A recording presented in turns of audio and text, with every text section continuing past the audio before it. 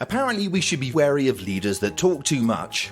That's certainly true of Hitler, Mussolini, and that bloke who's suing CNN for comparing him to one of the aforementioned. There was a leader who led an organisation of over 50 million people, who never indulged in such crass self-glorification. Just their very presence commanded allegiance and respect from people and leaders across the globe. In today's podcast, our business experts will discuss this concept of quiet leadership. Hi Heidi and hi Brent. Hello. How are you both? Oh, are we supposed to be in mourning or have those 10 days actually passed now? I think that you can put your flag all the way back up. I think the king's in full effect, isn't he? Chuckles the Third. Interesting. Fresh out of the gate. Well. He's not a very inspiring character, it must be said. I say he's been waiting a lifetime to be uninspiring. That, however, is the interesting point that makes it actually a topic I think worth reflecting on. Okay. We all look at him and go, wow, what an uninspiring leader. Yeah. Interesting point of view. Why do you just look at him? There's no actual authority. It's not like he's on the reins of power. Yep. And yet we look at his mother and go, may not have liked the woman, or I may have liked the woman, but she was a leader. And we look at him and we go, wah, wah. Yeah. We had the whole Diana thing. We had the royals are out of touch. You're out of date.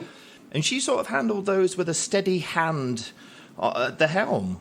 We got through it. We came out the other side. And it was quite surprising how the death of the Queen did actually sort of make me feel. She was like that auntie, that great aunt that sat in the corner of the room. She was always there, correcting her often racist husband, but she was always there, Yes. you know. Well, it's interesting because she had a form of what we call quiet leadership. She could do it almost silently. Right. And we respected that. When you say silent, so you mean like effortless, or is it more cunning, or is it more clever than that? I think she was quite clever in what she did and didn't do. She put thought to it. Yeah, it was not accidental with her.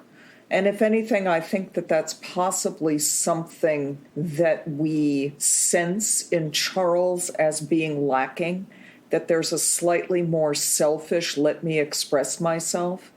And in her leadership, you almost feel this, I'm going to take myself out of the equation and lead through my silence and my withdrawal and hold disparate people together through that. So it's like... No, it's not that she didn't talk and didn't engage with people, because she did that really well. Right, yes. She made people feel comfortable around her, which is what a good leader does. I think we sometimes forget how important a leader is, and we all think that we're these autonomous, wonderful human beings, but in our psyche, we do need to be led. The mood of the nation, for instance, under, number 45, we certainly were not a happy nation. We did take our lead from the higher voices up, whether we wanted to or not. I mean, the mood of the nation was governed by who was in charge. Is that exactly what sort of happens in a business? So can we learn anything from Elizabeth in this role? She did not have authority, and no one can say she wasn't a leader. And within the business sector, we often conflate the ideas of being a leader and having authority. And that's what you hear in her silence.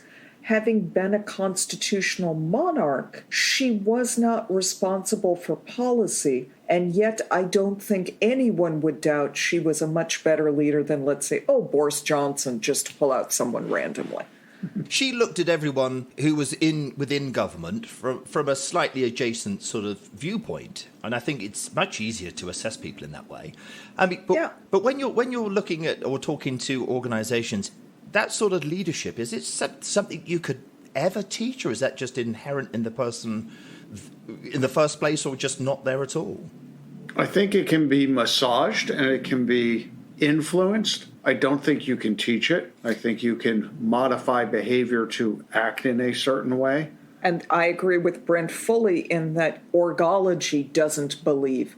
Learn leadership in 6 easy steps. Just add water. Leadership cannot be grown like sea monkeys. No. It doesn't just sprout up out of a bucket of water.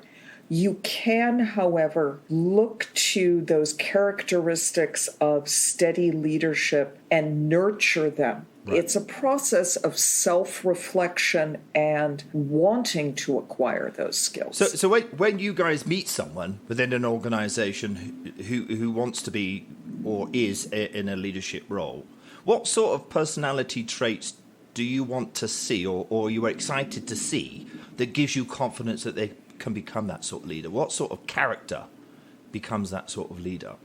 Off the top of my head, one of the things that I would say is being comfortable with not having the answers and being comfortable with or being able to be wrong. A lot of people find that very difficult. It is very difficult. You are brought up through an organization and through your profession of having the answers and being right. Right. A good leader will have the empathy and the ability to say, I'm not exactly sure how we're going to do this. What do you think? And be self-reflective of their weaknesses. Because somebody who's got all the answers, whether they're right or wrong, is more of a dictator, I guess. Well, you go back to 45, yeah. which basically believed that he knew what was right for everybody, Clearly. Which was completely wrong for most people.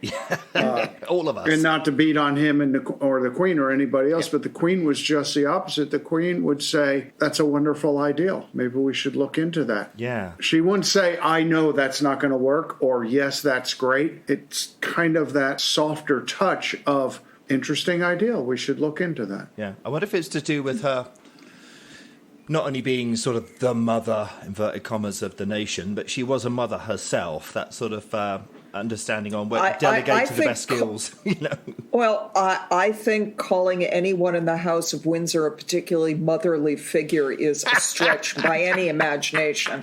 She loved those corgis. She loved the corgis. Come on, Heidi. The corgis, after that, but there was another thing that in observing this entire period of change that I found fascinating. God bless the Queen. We didn't know she was going to die. Let's just say, however, actuaries at insurance companies would say that a woman over 95 years old probably doesn't have 20 years to live. No. It's a good chance she was going to pass at some point. All of us do. Yes. With that, the probability was there that she would die at some point.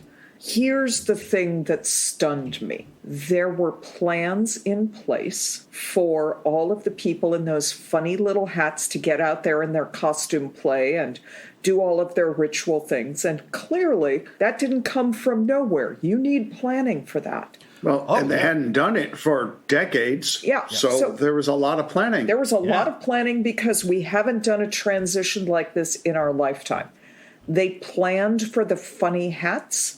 They did not plan for the palace staff. There was something that broke in the press that 2 days after her death, where all of the staff and anyone who has arranged their own personal family funeral is aware of the enormous amount of things that happen when someone passes away. Right. And letters went out to all of the staff at Buckingham Palace and all of the staff at Charles's residence saying, so there's been a change and many of you will lose your jobs. Keep calm and carry on. Yeah. How is it you plan for the funny hats and you don't plan an organizational transition for staffing, which is the bread and butter of the services that Org-ology does. So, hey, you could have called us. This is a terrible foreshadowing moment, isn't it, of what's to come. I mean, his argument would be, well, it was a letter, it wasn't a text. Yeah, or we didn't do it on Zoom. Yeah. But it is interesting that, one, the timing was not terrible. It wasn't good. It was unconsciously unsympathetic. Yes, the whole country's in mourning, and by the way, you've been a very integral part of this whole thing, working. Yeah. And you may lose your job. I must say, I mean, Liz, your timing was terrible. I mean, the country's gone through Brexit, it's gone through Boris Johnson, and now the head of the state, the identity of the country has gone. So as if you imagine it as an organization, I think it's a little bit in crisis.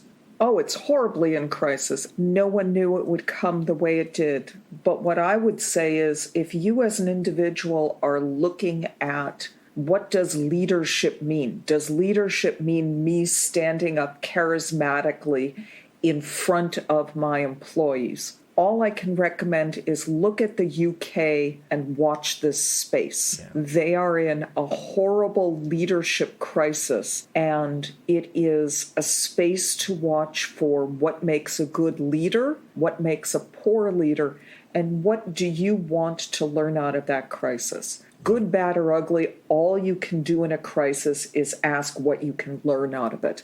And I think there's a lot to be gathered out of this. Yeah.